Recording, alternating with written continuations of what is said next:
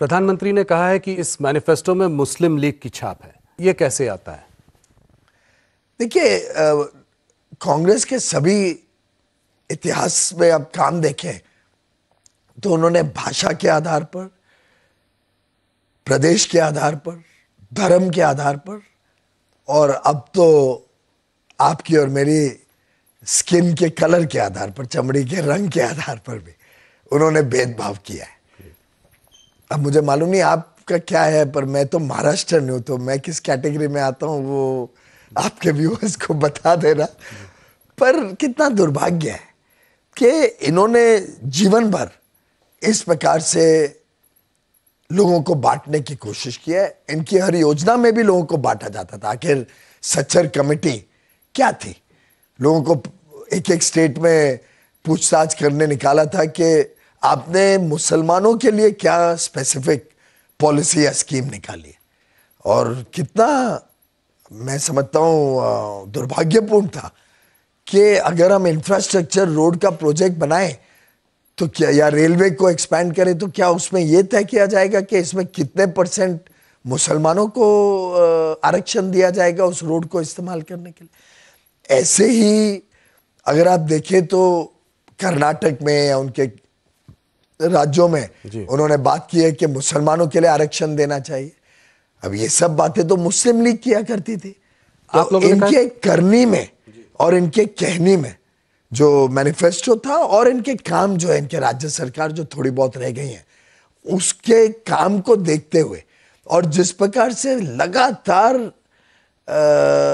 प्रभु श्री राम का अपमान करना, राम मंदिर के प्राण प्रतिष्ठा कार्यक्रम का बहिष्कार करना, राम सेतु के, राम के अस्तित्व को ही प्रश्न चिन्ह लगाना, कोई कांग्रेस के नेता कहे कि हमें राम मंदिर का शुद्धिकरण करना पड़ेगा, इस प्रकार के जब बयान सब आते हैं और उसको इस कॉन्टेक्स्ट में देखा जाता है कि ये लोग बात कर रहे हैं कि देश के रिसोर्सेज का पहला हक एक धर्म का, एक समुदाय का होना चाहिए, तो इससे ध्यान में आता है कि ये मुस्लिम लीग की तरह बात कर रहे हैं। ये ओबीसी का रिजर्वेशन लेकर मुसलमानों को दे देंगे, इसको आप कैसे देखते हैं? ये कहां से? ये तो सुप्रीम, ये हम तो रूल ऑफ द लॉ में विश्वास करते हैं।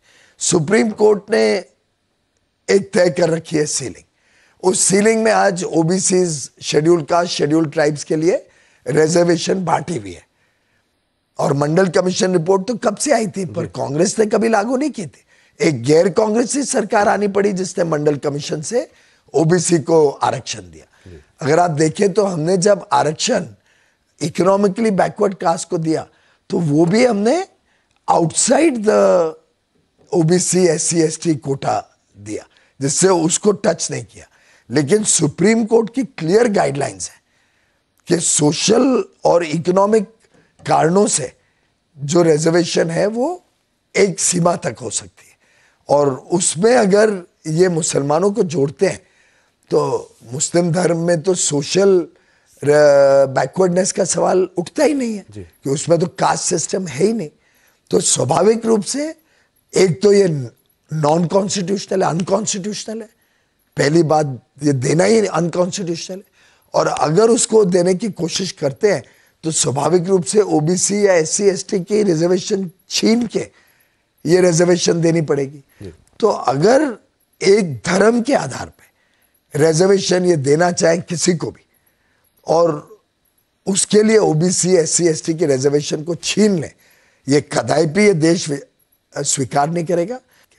राहुल गांधी कहते हैं कि आप लोग जो है, नरेंद्र मोदी चुनाव नहीं जीत सकते अगर उनके साथ ED, CBI और EVM ना हो। इसका साथ लेकर ही वो मैच फिक्सिंग करते हैं और चुनाव जीतते हैं। इसको आप कैसे देखते हैं? EVM में कर्नाटक में वो चुनाव जीते या तेलंगाना में जीते तो उन्हें तुरंत रिजाइन कर देना चाहिए कि EVM के चुनाव रिजल्ट्स गलत है। तो उन्होंने रिजाइन करके डिमांड करना चाहिए कि हम सरकार बनाने का बहिष्कार करते हैं, हम तो बैलेट बॉक्स वापस चाहते हैं और उसके बाद ही चुनाव में आएंगे। बार बार तय कर लें भाई क्या उनके मन में कल्पना है। सुप्रीम कोर्ट को भी ये जो इमोशनल और ब्लैकमेल करते रहते हैं कि अगर कोई सुप्रीम कोर्ट का फैसला उनके पक्ष में गया तो बड़ी डेमोक्रेसी सेव्ड, सत्यमेव जयते, सुप्रीम कोर्ट की तारीफ।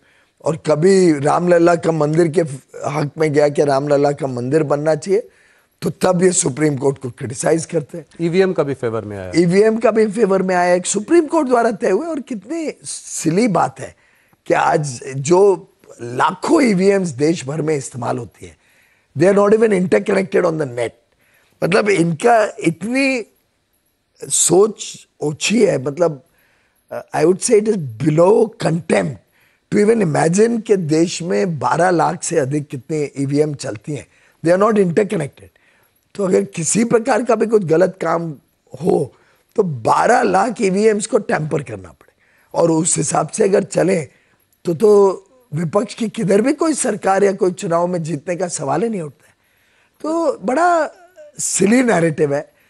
पहले से जानते हैं कि हारने वाले हैं, तो अभी से ग्राउंड्स बना रहे हैं कि क्या नैरेटिव क्रिएट करेंगे जिससे राहुल गांधी की हार है, इससे बचाने के लिए ये ईवीएम की हार है। कल को बोल देंगे शरद पवार की वजह से हार गए, कल बोल देंगे उद्धव ठाकरे की वजह से हार गए, क्योंकि उन्हें राहुल गांधी और गांधी नेहरू परिवार को बचाना है। रही बात ईडी सीबीआई की, मैं समझता हूँ कानून अपना हिसाब से चलता है। There is a rule of law. आपने भ्रष्ट काम किए तो आप पकड़े गए। अगर if you got caught with your hand in the till तो कानून अपना काम करेगा ही। पर एक बात तो है पीयूष जी की ज्यादातर जो केसेस ईडी के जो रेड्स हो रहे हैं वो ऑपोजिशन पार्टीज में ही हो रहे हैं। अभी एक नेशनल न्यूज़पेपर ने एक रिसर्च भी किया था, उन्होंने देखा कि करीब 25 नेता जो बीजेपी छोड़कर अन्य पार्टियों में चले गए, उनमें से 23 नेताओं के खिलाफ या तो केस ड्रॉप हो गए या उसको ठंडे बस्ते में डाल दिया गया। तो इसको कैसे देखें? मुझे लगता है कि law takes its own course, law takes its own time also. पर हमारी सरकार किसी केस में इंटरफेयर नहीं करती है। ये इंडिपेंडेंट एजेंसीज हैं, इनको अपना काम करना है। और मुझे लगता है before we take anybody in our party, हम ये भी देखते हैं कि किस व्यक्ति के ऊपर कैसा केस है और वेदर वो व्यक्ति हमारी पार्टी के इथॉस में फिट होगा कि नहीं। अगर किसी ऐसे कितने लोग हैं जो ज्वाइन करना चाहते हैं जिनको हम नहीं लेते हैं हमारी पार्टी में, अगर हमें लगता है कि उस व्यक्ति का बैकग्राउंड ऐसा है कि हम हमारी पार्टी में नहीं ले सकते।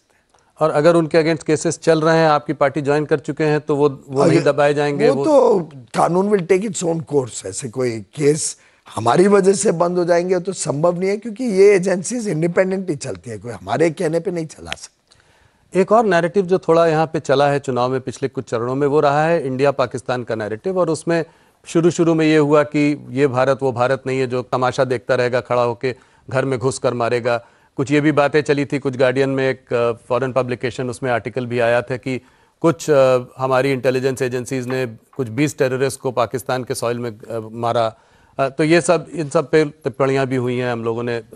तो इसको आप कैसे देखते हैं? मणिशंकर अय्यर जी ने अभी आके कहा कि जो है पाकिस्तान के संग हमको खिलवाड़ नहीं करना चाहिए, ऐसे में उनको ये नहीं समझना चाहिए कि उनके पास एटम बॉम्ब है, वो भी रिएक्ट कर सकते हैं। तो इसको आप कैसे देखते हैं? ये भी एक तरीके से तुष्टीकरण का ही नैरेटिव है।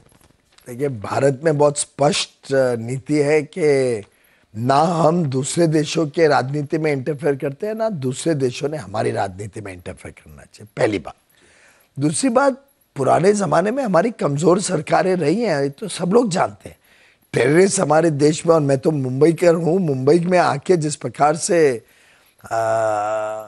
हमें terrorist have held us to ransom, और कितने हमने हादसे देखे हैं मुंबई में, चाहे बॉम्ब ब्लास्ट हो या टेरर अटैक हो 2008 का। ऐसी परिस्थिति में ये जो निहत्ती सरकारें कांग्रेस ने इस देश को दी, उसका जरूर हर देशवासी को दुख है। और आज हर देशवासी को गर्व है कि प्रधानमंत्री मोदी जी ने बालाकोट में स्ट्राइक किया या उड़ी में सर्जिकल स्ट्राइक किया। एक बार देश का मनोबल बढ़ा, देश को सुरक्षा का एक माहौल मिला, देश में हर एक व्यक्ति ने अपने आप को सुरक्षित महसूस किया। और ये बड़ा मुद्दा है लोगों के बीच में। एक महिला ने मुझे देखते ही कहना शुरू किया, आप मेरी बात मोदी जी तक पहुंचाइए, क्या हम बहुत खुश हैं, मोदी जी को ही वोट करेंगे। और मैं एक महिला के नाते कहना चाहती हूँ कि मैं अपने आप को सुरक्षित महसूस करती हूँ आज भारतीय होने में। और फिर लंबा उन्होंने एक बड़ा ओजस्वी, बहुत एक्साइटमेंट के साथ 1-1.5 मिनट तक मुझे सुनाती रही कि मोदी जी को ये बताना, मोदी जी को ये बता। तो आई टेल यू, आज मूड ऑफ द नेशन है कि भारत को फाइनली स्वाभिमान मिला है। जी। भारत अब झुकने वाला नहीं है किसी के साथ। ये जो नई सेंस ऑफ कॉन्फिडेंस आई है भारतवासियों में, मैं समझता हूं प्रधानमंत्री मोदी जी की लोकप्रियता का ये भी एक बहुत बड़ा कारण। ऑपोजिशन का कहना है कि पाकिस्तान को तो आंख दिखाते हैं, मगर जब चाइना की बात आती है तो उस पर जो है सीधा कोई जवाब नहीं देते हैं। तो चाइना ने हमारी जमीन हथिया ली, उस पर हमारा कोई, उस पर आप लोगों का राहुल जी, हमारी जमीन चाइना ने बीजेपी के समय नहीं हथियाई थी, कांग्रेस के समय हथियाई थी। वो तो कांग्रेस कटघरे में, और कांग्रेस ने जवाब देना है कि हमारी जो जमीन चाइना ने उनके समय ली, जिस युद्ध को हम हारे कांग्रेस के समय, उसका जवाब तो दे पहले कांग्रेस। और भारतीय जनता पार्टी और एनडीए के शासन में भारत की सीमाएं सुरक्षित है। भारत के सेनानियों का, हमारे आर्म फोर्सेस का, सुरक्षा बलों का हौसला भी बुलंद है। आज मुंह तोड़ जवाब देते हैं अगर कोई हमारी तरफ आंख भी उठा के देखता है। पैंगोंग वैली का आपको याद होगा कैसे हमारे जवानों ने एकदम जवाब दिया, और एक व्यक्ति नहीं वहां अपने मोर्चे से हटा। आज उनको हमने इक्विप किया है with the best of facilities, with the best of equipment. Congress के समय में तो आपको ध्यान होगा कि हमारी इक्विपमेंट या हमारी डिफेंस मैन्युफैक्चरिंग इतनी वीक हो गई थी जी। तो आज तो हमारे सेना बलों को नया हौसला बुलंद हुआ है। एक और मुद्दा जो इस चुनाव में आया है, और वो इकोनॉमिक एडवाइजरी काउंसिल जो है प्राइम मिनिस्टर की, उसमें जो जनसंख्या का उन्होंने एक एनालिसिस किया, उसमें देखा है कि मुस्लिम पॉपुलेशन 1950 से 2015 के बीच में करीब 43% बढ़ी है, उसका इजाफा हुआ है। Hindu population at the same time जो है करीब 7.8% गिरी है।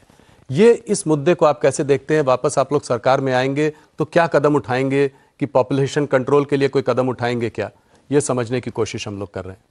सरकार की तरफ से तो हमारी ऐसी कोई योजना नहीं है, लेकिन भारत की जनता ने इस विषय के ऊपर गंभीरता से अध्ययन करना चाहिए, सोचना चाहिए, इस पे डिबेट होनी चाहिए, मीडिया में डिबेट होनी चाहिए इस विषय के बारे में। और लोगों ने सोचना पड़ेगा कि क्या ये देश का जो बैलेंस है ये गलत दिशा में जा रहा है, क्या इसका परिणाम होगा आगे चल के। आज के दिन आप अगर दुनिया भर में चारों तरफ देखें तो कई देशों में चिंता का विषय उभर रहा है, और कई देश अपने अपने इस प्रकार के चेंज इन डेमोग्राफी के ऊपर चिंता कर रहे हैं, विचार कर रहे हैं। कई लोग तो कानून भी ला रहे हैं जी। पर भारत एक ऐसा देश है जो इंक्लूसिव है, हम सबको लेके साथ में लेके चलते हैं। हम लोग आज मुंबई में हैं, महाराष्ट्र की बात करते हैं। अहम स्टेट है इस चुनाव में, ये आप मानेंगे। पिछली बार आप लोग शिवसेना के साथ थे, 48 में 41 सीटें यहाँ मिली थी। इस बार थोड़ी खिचड़ी है, दो दल टूट गए हैं, एक दल आपके साथ है, एक दल प्रधानमंत्री डुप्लीकेट शिवसेना बोलते हैं। तो इसको इस बार आप कैसे देखते हैं? 28 सीटों पर आप लड़ रहे हैं और 23 सीट पिछली बार भारतीय जनता पार्टी की आई थी। क्या ये डिफेंड कर पाएंगे? क्योंकि बिग पिक्चर में महाराष्ट्र बहुत इंपॉर्टेंट है आप लोगों के लिए। आपको याद होगा 2019 का लोकसभा चुनाव नरेंद्र मोदी जी के नाम पे लड़ा गया जी। मुझे अभी तक याद है कि हमारे यहाँ के एमपी को, शिवसेना के एमपी को जिताने के लिए मैं गली गली में घुमा हूँ। हर एसोसिएशन और रेजिडेंट वेलफेयर एसोसिएशंस की मीटिंग्स में लोगों को कहा है कि आप मोदी जी को देख के वोट करिए। मोदी जी का चुनाव है, देश के प्रधानमंत्री चुनने का चुनाव। शिवसेना के एमपी जीते थे मोदी जी के नाम पे, और वो भली भांति वो सब समझते हैं। ऐसे ही 19 के असेंबली इलेक्शन में देवेंद्र फडणवीस मुख्यमंत्री बनेंगे, बार बार कहा जाता था, उजागर होता था। कई ऐसे स्टेजेस पे पब्लिक मीटिंग्स में जहां उद्धव ठाकरे जी भी बैठे रहते थे तो ये कहा जाता था कि देवेंद्र फडणवीस को मुख्यमंत्री बनाना है इस चुनाव। उसके बाद विश्वासघात उद्धव ठाकरे जी ने किया, मोदी जी के साथ, देवेंद्र फडणवीस के साथ। आखिर हमारा गठबंधन था, गठबंधन ने वोट लिए थे, मेजॉरिटी ली थी, लेकिन उनकी जो महत्वाकांक्षा थी किसी ना किसी तरीके से मुझे मुख्यमंत्री बनना है और शायद अपने लड़के को स्थापित करने की जो चाहत थी, उस लालच में उन्होंने त्याग दिया बाला साहेब ठाकरे का हर एक वो असूल जिसके लिए शिवसेना खड़ी हुई थी। हिंदुत्व को त्याग दिया उन्होंने। बाला साहेब ने जो बड़ा फेमस उनका वाक्य है कि मैं अपनी पार्टी बंद कर दूंगा लेकिन कांग्रेस से कभी गठबंधन नहीं करूंगा, उसको त्याग दिया। और तुष्टीकरण की राजनीति के साथ उद्धव ठाकरे जी जाके राहुल गांधी की गोद में बैठ गए। मैं समझता हूं कि शिवसेना के अंदरूनी इसका काफी गुस्सा था। एमपी एमएलए भी देख रहे थे कि उनका अगली बार कोई अस्तित्व नहीं रहेगा इस प्रकार से। और इस परिस्थिति में लगभग पूरी शिवसेना ने तय किया कि हमें नेता बदलना पड़ेगा। और जब नेता बदला, उन्होंने एकनाथ शिंदे जी को नेता बनाया, तो कुछ लोगों ने तय किया कि वो पार्टी के बाहर रहेंगे। उद्धव ठाकरे जी एक स्प्लिंटर ग्रुप बन के रह गए। कुछ 2-4 सीनियर लीडर्स ही हैं उनके पास, बाकी पूरे एमपीज एमएलएज अधिकांश तो ओरिजिनल शिवसेना के साथ ही। तो ये कोई स्प्लिट नहीं है, शिवसेना इज इंटैक्ट, छोटा स्प्लिंटर ग्रुप बाहर है। वैसे ही Rashtravadi Congress, Ajit Pawar is the natural leader. Sharad Pawar अपनी लड़की को बचाने के लिए उन्होंने अपनी पार्टी को त्याग दिया। नहीं तो 14 में भी बीजेपी के साथ गए, 17 में जाना चाह रहे थे, 19 में गए और फिर बैक ट्रैक किया। ऐसा नहीं लगता कि कुछ सिंपैथी हो सकती है उद्धव ठाकरे और शरद पवार की? सिंपैथी तो मोदी जी और फडणवीस के लिए होगी, क्योंकि आफ्टर ऑल धोखा तो इनको दिया गया, बैक स्टैप तो इनको किया गया, विश्वासघात तो मोदी जी और फडणवीस जी के साथ हुआ। तो इफ एट ऑल सिंपैथी होगी तो अधिकांश लोगों में इनके लिए सिंपैथी होगी, कुछ मात्रा में अजीत पवार के लिए सिंपैथी होगी, जिसको पॉन बनाया गया